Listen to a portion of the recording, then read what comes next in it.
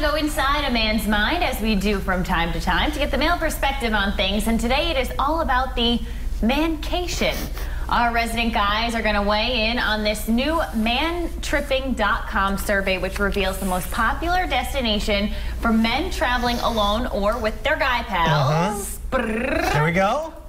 Alaska. Oh. Because you can fish, hike, see wild animals. Other popular trips include Florida. Right. Nice weather, good golfing, a road trip on the Kentucky Bourbon Trail, and skiing in Lake Tahoe. All right, I'm cool with that. Where's Pawtucket on the list? I don't think it was there. Did not make the list. I like it. First question, are you on board with this? Like a lot of your guy friends going on a vacation together. And be honest, because I know sometimes when you get too many people, you start to butt heads. All right, you know the guys who I sometimes hang out with.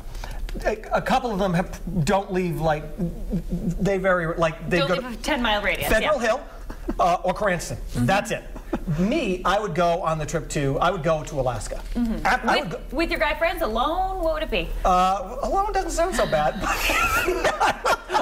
I would go, but I don't know if I get any guy friends who would actually do the hiking and everything else. But I would do that. I would go in a heartbeat. Would you require Wi-Fi in Alaska? No, you know what? I think if I was in Alaska, I think I'd be good. I think I would be really happy just to. Sure. And I would do all of that. I would do the hiking. I would do all of that stuff. Like The outhouse? yeah, I would do that. Would you need indoor plumbing? No, I'd be okay with that. I'd be okay Where's with that. Willie? He's at the Anchorage Hilton. Yeah, no, I would do that. But I got to say, we were talking earlier, we were kind of surprised that Vegas was not on the list of top destinations for like a bro vacation. I know you don't like this, but I had never been to Vegas, so years ago, a buddy of mine had a trip planned to Vegas, and he had a timeshare available, and it was a lot of fun. I had never been, so a group of like 6 of us went, and actually had a really great time. There are some stories which I can't share on Morning Tell. Right. But they're just fun, sort of out of control Vegas stories.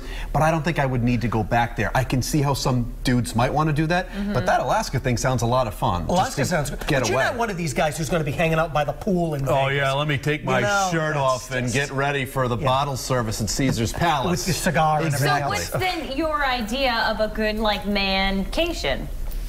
I don't really want to I mean, I love my friends, but I think here in my mid-30s, I've gotten that kind of out of my system. Like when we were younger, we kind of did things together. We might have gone on a weekend to New Hampshire or something like that, or gone to New York City. We always loved to do that. But we're too busy now, I think. I don't know, but I could see how some guys might want to get away. Now I'm tired. For me, yeah, I'm exhausted.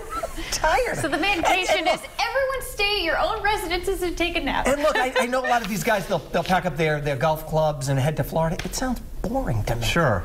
Well, you just go take a nap. I just did they don't want to hang out with anyone else. I did a Metallica tour recently by myself, and I squeezed in a visit to visit my friend in Chicago in the middle.